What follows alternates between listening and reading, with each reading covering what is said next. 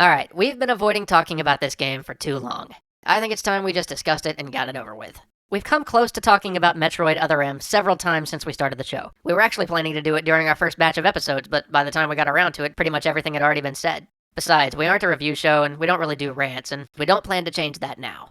Rather, this episode's going to be about what we can learn from Other M going forward. There are a lot of other beloved silent protagonists out there, so if the industry ever decides to fill those empty vessels the way they did Samus, how can they do it better? Before we get to the game itself, we have to begin by looking at the developer chosen to breathe personality into Samus. Team Ninja is best known for bringing Ninja Gaiden to the 21st century, and for giving us Dead or Alive Beach Volleyball, the game that popularized the term breast physics, made all the more memorable by that famous decision to run their physics simulation on each breast independently. That made for some creepy imagery. All told, probably not the best team to take on the job of delivering a character like Samus. They've never made a serious attempt at storytelling in their games before, and the inexperience shows in Other M. Now, obviously, that observation's already been made 1,000 times across the internet. But if it's so clear to the rest of us, I guess the big question is, why did it happen in the first place? Who at Nintendo decided, you know who we really need to bring in to tell Samus' story to the world? The jiggle physics guys. They get women. Who actually thought that? To tell you the truth, I'm not sure anyone actually did. I'm not so sure it was a conscious choice. So Yoshio Sakamoto approached Team Ninja because he loved Ninja Gaiden, understandably, and planned to write the story himself. A decent plan, in theory. Sakamoto handles the story and lets Team Ninja do what they do best: fast-paced action gameplay and awesome visuals. Now, here's where the problem comes in. You've probably noticed over the years that Team Ninja's games usually feature some pretty nice-looking cutscenes. This is because Team Ninja regularly works with an animation group called D-Rocket, who focus exclusively on cutscene work. Obviously, the Wii's real-time rendering capacity is a bit limited, so to achieve the level of fidelity they wanted, they were going to have to rely on pre-rendered cutscenes.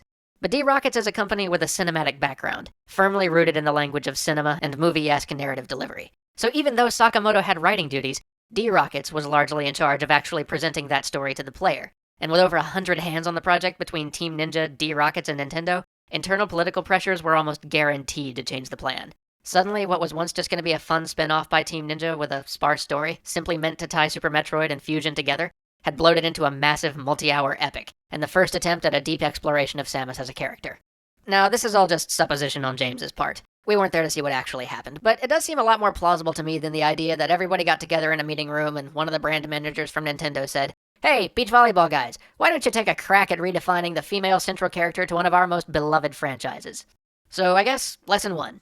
Use caution when setting up your team structure and establishing project goals. You don't want to get yourself stuck in a scenario that forces you to attempt things this medium isn't particularly strong at. This brings us to the actual delivery of the narrative. There's an old adage in film and literature, show, don't tell. And there's a parallel adage in games, do, don't show. Unfortunately, Other M fails spectacularly at both of these, delivering almost the entire narrative through cutscenes, and then going one further by delivering the narrative in those cutscenes almost entirely through Samus's wooden monologue narration. There's a big problem with using monologues to do this job. It only allows for the exploration of a single character. Much of how we come to understand a person is based on how they interact with other people. In Other M, we get a lot of long, expository, often redundant monologuing from Samus, but since there's so little dialogue with the rest of the cast, Samus ends up surrounding herself with a bunch of uninteresting, disposable characters. It also severely limits Samus's characterization, and the meaning we can impart to elements like her relationship with Adam. This would have been easy to overcome with something as simple as comm chatter. They already established that Samus is in radio contact with Adam, so why not use that? Rather than having Samus stand there inner monologuing each plot point to us, have them talk to each other. You know, let them do a Snake and Otacon kind of thing. He's the intel, she's the firepower. Heck, Samus spends a lot of time just moving from point A to point B. That's a lot of time you could use to flesh out their relationship. Exchanging intel, cooperating to overcome obstacles, maybe some occasional idle conversation. Let us actually see and hear the connection they have.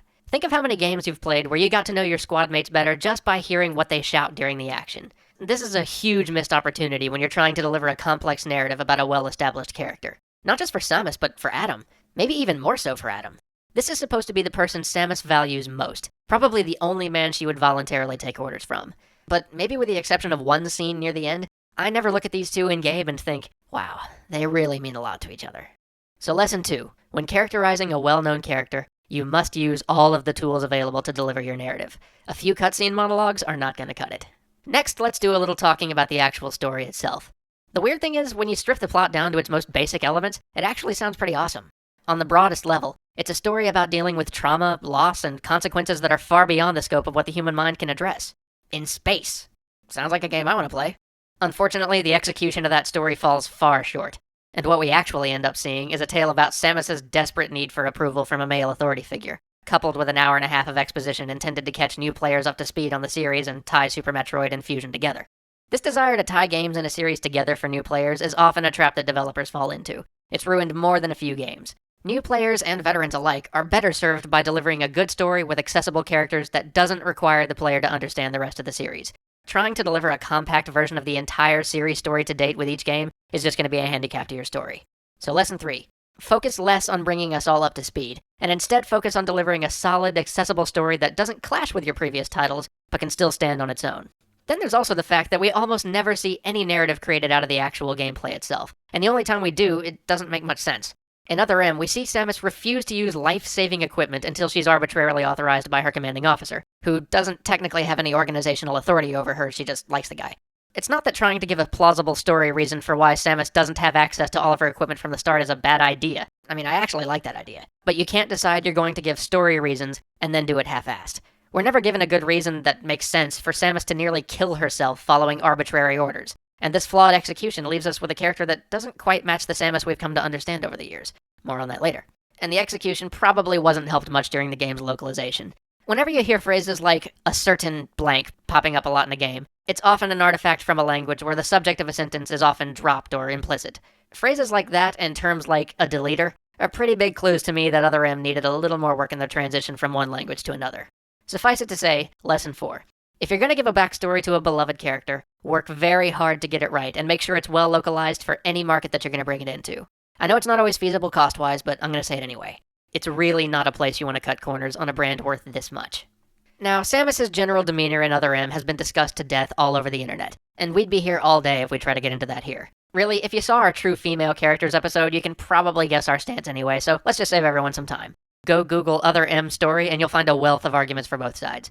All I'm going to say is this. At the end of the day, I have a hard time believing that the Samus we're shown in this game is the same woman who has, until now, completely wrecked the space pirate shit on a regular basis. I'm not saying Samus should just be a total badass ice queen all the time and never show weakness or emotion, because that would be silly. A character without human flaws is a bad character. But the specific weaknesses she's given here and their place in the story don't sync up with the rest of her character. Now that's reason enough to complain, but why all the hue and cry around this game when, as an industry, we regularly fall short with our female characters? Well, because it's Samus. Often I hear the argument defending Other M's portrayal of Samus that Samus was a blank slate before this. Everybody keeps saying she was such a great character before, but she was barely even a character. How is that better? This Samus has personality, emotions, flaws. How can Other M not be true to Samus's character when she was hardly a character to begin with? I have 2 problems with that line of reasoning. First, just because Samus hasn't always had a voice or a detailed backstory doesn't mean she was a completely blank slate.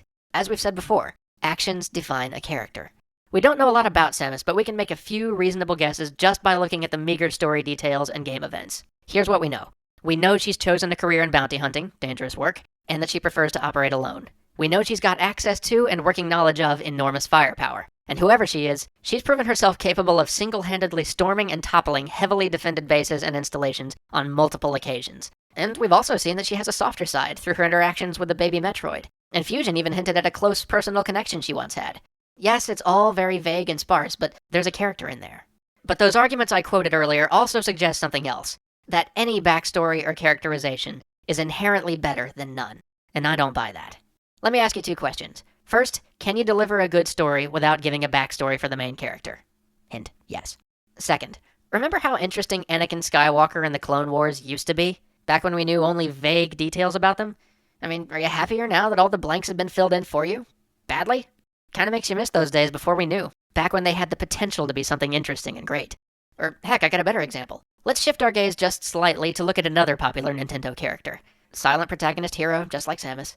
We don't actually know much about him, but we've spent enough time with him over the years to see that he's a brave, determined little guy and guided by destiny to defend the land of Hyrule time and again. Some games give him more personality, but never much. But some of you may remember that there was that one time when Link was fleshed out, characterized, given loads of personality. Remember that? Well, excuse me, princess. Excuse me, princess. Well, excuse me. Excuse. Hey, excuse me, princess. But we don't like that guy, do we? That guy is an idiot, nothing like the Link we've pictured all these years. He's not the Link we've come to know. More personality is not inherently superior to less. Now, that's not to say you shouldn't ever try and add depth to characters like these, but a character fleshed out badly can be far worse than a character that's barely been fleshed out at all. So, final lessons for bringing narrative to a long-standing series. Just because you want to add narrative to the series doesn't mean you have to shoehorn in a bunch of backstory for the main character. And keep in mind everything you've established about the character before, even the little stuff. Just because the character hasn't spoken doesn't make them a blank slate. I think that's everything. Sweet closure. Thanks for letting me get that out of my system. Hopefully this will help to get everyone thinking for when somebody decides to tell the star-crossed tale of how Mario and Peach first met. See you next week.